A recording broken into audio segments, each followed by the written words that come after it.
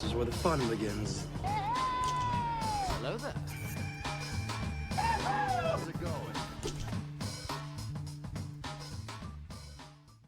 Hey everyone, Hybrid Toy Reviews here. Welcome back to Topical Tuesday. For this week's topic, we are going to talk about the rampant hatred from the Star Wars fan base, with air quotes on the fan base portion, for the Acolyte. Now, look, to start with a disclaimer, you don't have to like everything that comes out. You don't have to go for every show. You're allowed to dislike things. But the reaction to this show has just been ridiculous, and people, I mean, the review bombing, like, the loud people that are saying they don't like it decided they didn't like the show 6 months ago. They're not reacting to the product. They have attached themselves to these regurgitated buzzword, fandom menace headlines related to the show.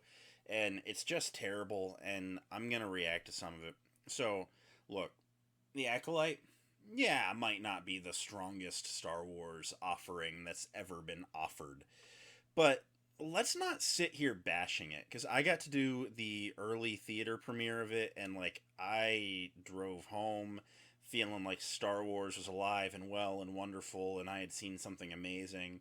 And then I get home, and everyone is just freaking out the next day when the first two episodes drop. It's woke, it's a joke, and you've got people, the fans, again in air quotes, that just regurgitate Star Wars theory takes are the most insane proof that the ability to speak does not make you intelligent. Regurgitating Star Wars theory takes is the most anti-Star Wars fan thing you can do. Dude hates Star Wars. Dude is not a Star Wars fan. He likes what Star Wars at one time was, but I'm sorry. It's a whole connective thing. And again, you don't gotta love every show. There's shows that I don't care for. But again, it's just I just wanna hit some of the common talking points. Um, People are saying that this show is completely out there to assassinate everything that George Lucas did, all his hard work on the Star Wars universe. And they're so disrespectful to him. Even though dude's favorite Clone Wars episode is A Sunny Day in the Void, where Colonel Gascon has an existential crisis in the desert. Like, I'm sorry, maybe George Lucas's personal Star Wars takes aren't the best either. There. That's a hot take. I'm getting canceled over that one. Talking about George here, though, something that I've seen, sometimes these fans, these critics, want to sit on their high horse and be like, well, I'm not going to look like an incel and say it's because I hate women, even though I'm a Star Wars fan and it's a given. I don't want to watch The Acolyte because Leslie Headland uh, worked to some degree in some companies that Jeffrey Epstein ran, which then they're interpreting that as like she was handpicking children to send to the island. But oh no, what's this? George, what are you doing on that island, George? So maybe we can also drop the it's personally offensive to George Lucas angle, like because the Jeffrey Epstein angle. But and again, I'm not here to talk politics. I'm just saying, you can't just pick one side and not remember the other side. If we are going to bastardize anyone who ever was within a 40 square mile circle of Jeffrey Epstein, then George Lucas is a terrible person too. So let's have that known too. Oh, a fun one. Charlie Barnett, the actor for the young Jedi Yord, hashtag Yord Horde. Yord is a character that I am loving in this show, by the way.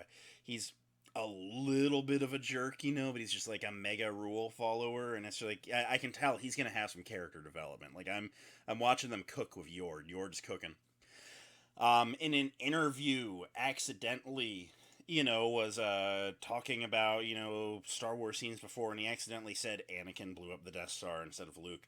Well, big whoop. Well, I hate to tell you, but, my Nana, one of my most favorite people, who has openly told me, I got her to say on Christmas once in front of my siblings, I'm her favorite grandchild, by the way. She can never just say Jacob when she's talking to me. She has to go through all my siblings' names, all my cousins' names, the name of every dog she's ever owned before she lands on Jacob. And you know what? I've never punched her in the mouth over it. So maybe we can forgive Charlie Barnett here. Sometimes you just have a slip of the tongue. Maybe the Acolyte isn't complete woke dog water bullshit because Charlie Barnett accidentally said Anakin Skywalker blew up the Death Star. Oh my god, what a Star Wars trivia night tard. He's not gonna say the right thing? What? The Acolyte needs canceled. No, y'all are ridiculous. Y'all are just taking any little scrap. And oh my god, the people that are taking the Rotten Tomatoes scores, something that is manipulatable by you jerks. Well, Rotten Tomatoes says it's bad, so it's bad. Yeah, because all you assholes went on Rotten Tomatoes and said, it's bad, and you knocked the score down. So, I'm sorry, the Rotten Tomatoes score, Rotten Tomatoes has never been reliable. You guys manipulate it to fit the facts that you would like it to fit. You change it to fit your narrative. And then you're like, well, Rotten Tomatoes says it's bad because I made it say it's bad. Like, no. Rotten Tomatoes is bullshit. It's all bullshit. Or the interview with Leslie Headland and Amanda Stenberg, and the interviewer who was obviously gay, and the guy kept asking her question after question about, well, this is the gayest Star Wars, right? Well, you're a lesbian, Leslie, so how did you allow that to influence your work into Star Wars? Because I just think that nerds are gay. And he's over and over and over asking her, and she's just like, that's not what this is about. This is about a Star Wars show, over and over. And then she's finally like, well, I guess R2's a lesbian, I don't know, to get the guy to shut the hell up. And all of a sudden, y'all have locked in her answers. The Acolyte is all about making R2-D2 a lesbian. Come on. You guys have locked into like 4 different things, and you've made this your entire argument on the Acolyte being some woke nonsense, and I totally get it. Yeah, they've made a reference to a pronoun. They said they, them, and I'm sorry. That's modern Hollywood. That's Disney. Everything's doing this. Everyone hates it. But it's just gonna be there. It's just gonna be there. Everything's gonna have it. The show's not ruined because they called the little beaver sniffer alien tracking dog, what do they identify as?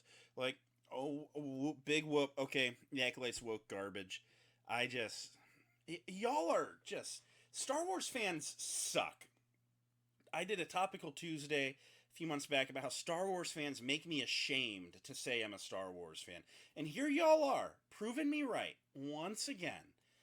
I'm ashamed to be a Star Wars fan because they are giving us this show that is this, like, new story. It's not locked in. It doesn't have to fit the confines of the Skywalker saga. And we are getting some really cool Jedi scenes, and we're seeing the beginnings of the corruption of the Jedi Order. Because I'm sorry, but you're telling me that over the 15-year gap of the prequels, the perfectly pure Jedi Order just completely fell?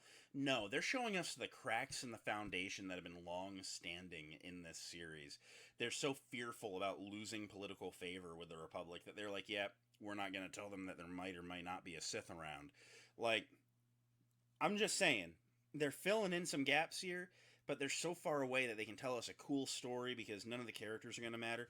And then they're like, hey, it's Star Wars. You got to have a cameo somewhere. You know what we should do? We should bring in Ki-Adi-Mundi, because he's an alien. And you know what? No one blinked a damn eye when Yoda said, oh, I'm 800 years old. But, like, you're gonna freak the out because Ki-Adi-Mundi shows up, who is also an alien. Like, we never got a date on this guy. So I'm sorry, but in 2014, when Disney said, hey, yeah, the Clone Wars series and the movies, that's the only canon. Every book, comic, video game, we're going to call that Legends from now on. So I'm sorry, But that promo CD-ROM that came out to promote Attack of the Clones or whatever, that featured a digital trading card that said that Ki-Adi-Mundi was 62, and there was a mini game where you and Glup Shido set up his 63rd birthday party in the Jedi Council chambers. I'm sorry, that's bullshit, not canon. So we don't know how old the dude is. I hope he's old as shit during the Acolyte. I hope that he's been around for a while. I hope that his species lives to be 300 years old. And whatever. It doesn't affect anything. It doesn't ruin anything. Ki-Adi-Mundi being here is not this Star Wars canon destroying whatever. And can we quit harassing the Wikipedia guides? They always update the episode, or they always update the forums after an episode of anything drops. They didn't just go in there and change Ki-Adi's date to purposefully spite George Lucas. They're not saying, yo, George, your mom's fat or something, because they went and changed his birth date, because obviously it doesn't fit anymore. Like, whatever. Go touch some grass. I mean, I have never seen so many people that have obviously never felt the touch of a woman. That's all I'm saying. The Acolyte has been a fun show, and I have been enjoying it. And I'm not saying that because I enjoy it, you have to enjoy it. But man, if you don't enjoy it, can we chill out? Can we not just rage and freak out on everyone that's enjoying it? Going on the comment section of every post that the official Star Wars Instagram makes just to give them death threats and stuff and tell them that they have single-handedly murdered your childhood. You don't like the Acolyte? Great. Don't watch it. Go watch the OT on loop. I get it. You don't like most of Star Wars anyway. Just, man, y'all are annoying. End of the rant. Alright. You guys have gotten 12 minutes of bitching from me on a Topical Tuesday and so many swears. This one's not getting monetized. So, thanks for watching, everyone. It means a lot that you did. If you enjoyed, you should leave a like, comment, subscribe, all that end of video stuff. I will catch you next time, hopefully in a much better mood than these Acolyte haters have me in. Until then, may the Force be with each and every one of you, and goodbye.